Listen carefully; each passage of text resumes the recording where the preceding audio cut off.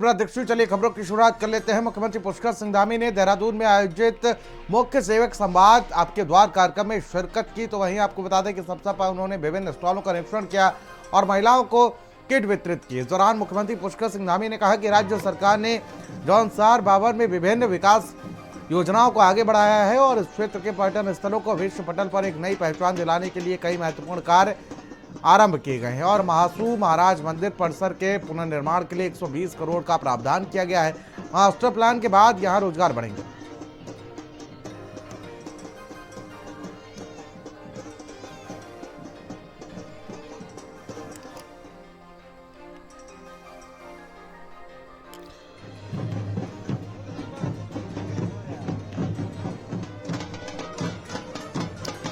तो कई स्टॉलों का निरीक्षण किया गया है मुख्यमंत्री पुष्कर सिंह धामी के द्वारा और महासू देवता मंदिर में पूजा अर्चना करने के लिए पहुंचे हुए थे।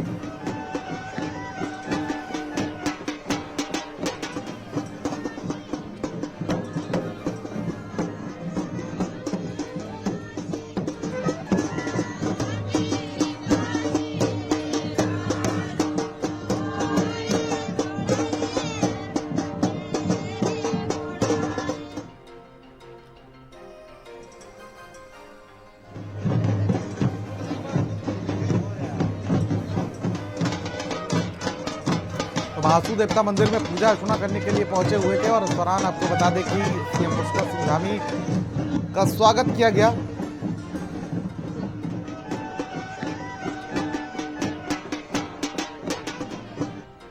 देहरादून से खबर है, जहां पर आपको बता दें कि मंत्री प्रेमचंद अग्रवाल के बयान ने तूल पकड़ लिया है और बीजेपी प्रदेश अध्यक्ष महेंद्र भट्ट ने उन्हें तलब कर लिया है। बीजेपी प्रदेश कार्यालय में करीब 1 घंटे तक वार्ता हुई। प्रेमचंद अग्रवाल को ऐसे बयान से बचने के निर्देश दिए गए हैं।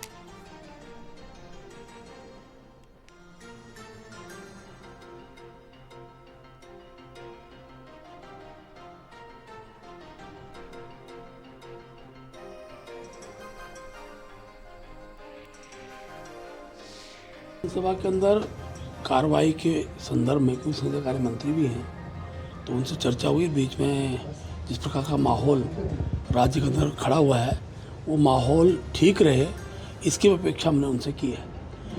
पार्टी ने शब्दों को चयन करके वो बोलें।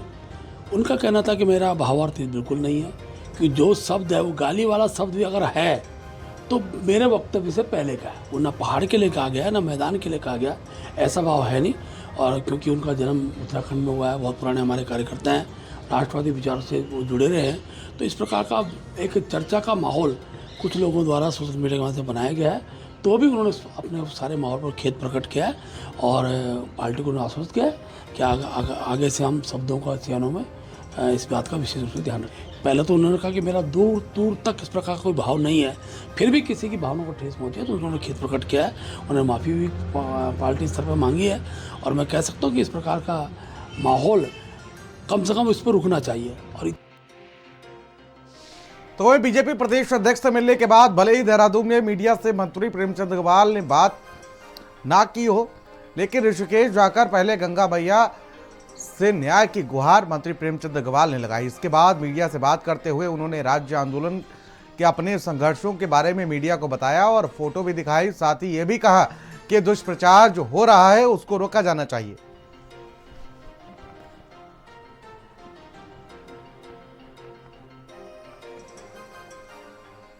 गंगा मेरी माँ है, मैं उसका बेटा हूँ और हमेशा गंगा की कृपा मेरे पे बनी रहती है। आज मैं माँ गंगा के चरणों में इसलिए आया हूँ, मैंने माँ गंगे से कहा है, माँ यदि मैंने गलती की है और नहीं की है वो मैं तेरे पे छोड़ रहा हूँ, और यदि मैंने गलती नहीं की है तो मुझे न्याय दे, क्योंकि कुछ लोगों का निशाना मैं बनता जा रहा हूँ, अकारण निशाना बन रहा हूँ। मेरा मकसद इस उत्तराखंड की सेवा करना है, मेरा मकसद एक विधायक के नाते अपने क्षेत्र की सेवा करना है और जिस प्रकार का जनता का मुझे आशीर्वाद मिल रहा है, शायद वो उनको नागवार गुजर रहा है। 4 बार से भगवान की कृपा से, माँ गंगा के आशीर्वाद से मैं यहाँ का विधायक हूँ। ये दुष्प्रचार हमेशा मेरे खिलाफ हुआ। विधानसभा सत्र के दौरान वित्त मंत्री प्रेमचंद अग्रवाल के बयानों पर मचे बवाल को लेकर वरिष्ठ राज्य आंदोलनकारी रविंद्र जुगरान की प्रतिक्रिया भी सामने आई। बीजेपी नेता रविंद्र जुगरान ने विधायक उमेश कुमार, मंत्री प्रेमचंद अग्रवाल और पूर्व विधायक कुंवर प्रणब सिंह चैंपियन के आचरण को देवभूमि उत्तराखंड की संस्कृति के विपरीत बताते हुए इन सभी को जनता से सार्वजनिक रूप से माफी मांगने की नसीहत दी।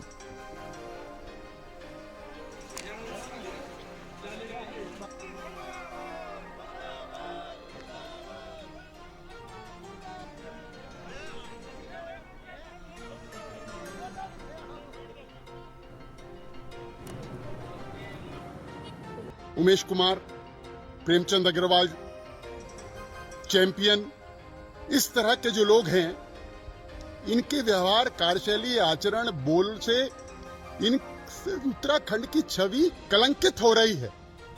और राजनीतिक दल तो इनको बर्दाश्त कर सकते हैं, लेकिन उत्तराखंड की जनता ऐसे तत्वों को बर्दाश्त करने के लिए तैयार नहीं। मानते हैं कि इनसे गलती हुई है तो क्षमा याचना करनी चाहिए खुलकर जनता के समक्ष, और जनता को विश्वास दिलाना चाहिए कि ये जो भी घटनाएं घटित हो गई हैं उनसे जाने में या अनजाने में भविष्य में हम इस बात की गारंटी करते हैं, इस बात का संकल्प लेते हैं, इस बात का विश्वास दिलाते हैं कि ऐसा नहीं होगा।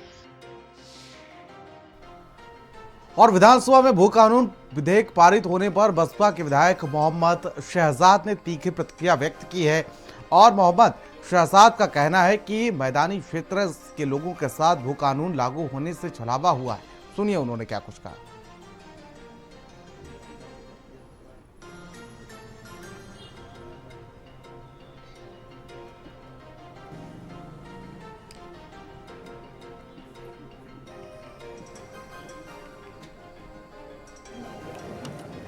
मैदान के लोग भी यहीं का हिस्सा है, उत्तराखंड का हिस्सा है। कोई अब वो बाहर तो जानते रहे। हरिद्वार की पॉपुलेशन आज अगर जनगणना होगी तो 22-23 लाख हो जाएगी। उसमें पर्वत के लोग भी आकर रह रहे हैं, लाखों की संख्या होगी। तो मैं समझता हूँ ये भावना जो लोग डाल रहे हैं, जो फेसबुक व्हाट्सएप पर कर रहे हैं, ये बहुत ही घृणित कर रहा है। हरिद्वार से बड़ी खबर, जहां पर आपको बता दें कि भू कानून पर उद्यमियों ने किया सीएम का धन्यवाद। जहां पर नए भू कानून में 2 जिलों का होगा विस्तारीकरण, हरिद्वार और उधम सिंह नगर का विस्तारीकरण होगा। जिलों को उद्योग संबंधी विस्तारीकरण किया जाएगा। उद्यमियों ने हरिद्वार के जिलाधिकारी ने धन्यवाद किया।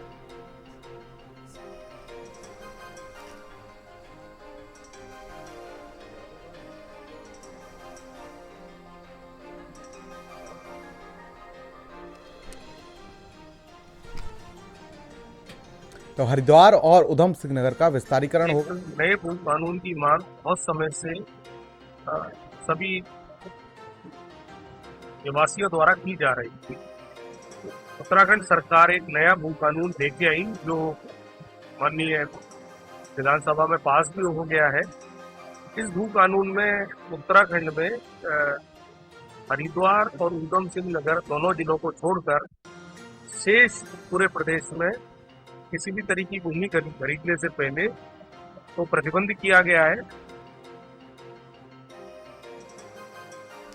और रुड़की को जिला बनाने की मांग को लेकर तांत्रिक जन मोर्चा के संयोजक सुभाष सैनी ने के नेतृत्व में चंद्रशेखर चौक पर धरना प्रदर्शन किया गया। धरना प्रदर्शन के दौरान रुड़की को जल्द जिला बनाने की मांग रखी गई। उन्होंने कहा कि रुड़की वासियों को हरिद्वार जाने के लिए 30 किलोमीटर से अधिक का सफर तय करना पड़ता है, जिस कारण जनता परेशान है। हरिद्वार में काम कराने जाने के लिए पूरा दिन बर्बाद हो जाता है। उन्होंने कहा कि रुड़की जिला बनेगा तो यहाँ के लोगों को योजनाओं का लाभ मिलेगा, युवाओं के लिए रोजगार भी बढ़ेगा।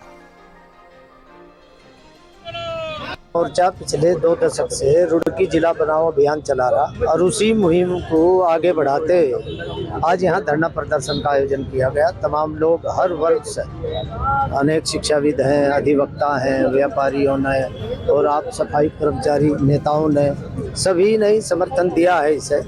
और अधिवक्ता अच्छे सीनियर लोग यहाँ मौजूद हैं। तो सरकार को जन भावनाओं का आदर करना चाहिए और उसे जल्द से जल्द जिला बनाना चाहिए। जिले पर योजनाओं में कि रोजगार मिलेंगे, युवाओं का भी कहीं ना कहीं भविष्य इससे जुड़ा हुआ है।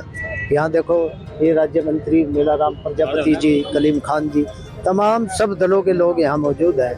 तो ये संज्ञान ले सरकार और इसे जिला को, यही हमारी मांग। जन मोर्चा पर जो मुहिम चलाई गई है, हम पूरा समर्थन तन मन और धन से करते हैं कि रुड़की जिला बनना चाहिए। हमारा ये की रुड़की जिला बनना चाहिए, सब सुविधाओं को देखते हुए, छोटा परिवार सुखी परिवार को आधार मानते हुए हम रुड़की जनपद बनाने की मांग करते हैं और सैनी जी का पूरा समर्थन करते हैं। हम पूरे आंदोलन करेगा, पूरा आंदोलन हमारा रहेगा सैनी जी के साथ। और अल्मोड़ा के जिलाधिकारी आलोक कुमार पांडे एक्शन मोड में नजर आ रहे हैं। उन्होंने सोमेश्वर तहसील के अंतर्गत विभिन्न क्षेत्रों का निरीक्षण किया और इस दौरान जिलाधिकारी ने स्थानीय जनप्रतिनिधियों और आम जनमानस के साथ बैठक कर उनकी समस्याएं सुनी। साथ ही अधिकारियों को स्थानीय समस्याओं का समाधान प्राथमिकता से किए जाने के निर्देश दिए हैं। देखिए, आज हम लोग सोमेश्वर और कई गाँवों का जो है करते हुए स्थानीय लोहशालों को स्थानीय की तरफ हम लोग आए हैं और कोशिश कर रहे हैं कि यहाँ की जो स्थानीय समस्याएं हैं स्थानीय स्तर पे सुन के उसका निराकरण किया जाए। और बहुत से महिला SHG ग्रुप से मिला गया और कौसानी का जो पर्यटन है, विशेषकर अल्मोड़ा जनपद से जुड़ा हुआ जो कौसानी का एरिया है, स्थानीय लोहशाल का एरिया है, सोमेश्वर का है, कैसे बढ़ावा दिया जाए और लोगों की आर्थिक शक्ति को कैसे बढ़ाया जाए, इसके लिए प्रयास किए जा रहे हैं।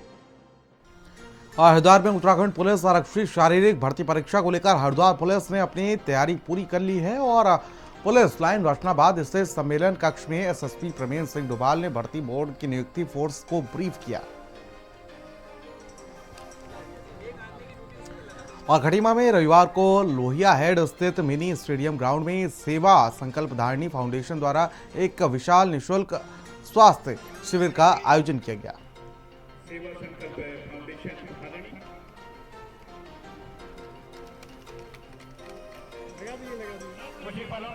देखिए, जीवन ये सबसे बड़ा धन है, सबसे बड़ी संपत्ति है और इसका ध्यान रखना सबकी जिम्मेदारी है।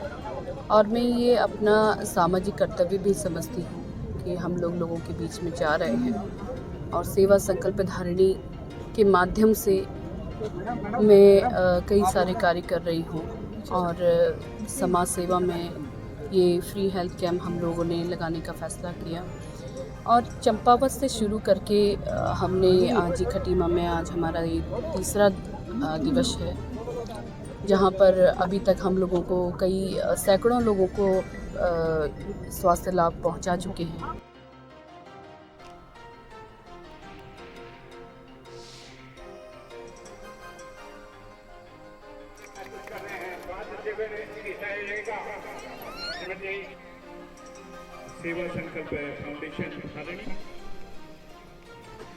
फतेहपुर से बड़ी खबर, जहां पर आपको बता दें कि नेशनल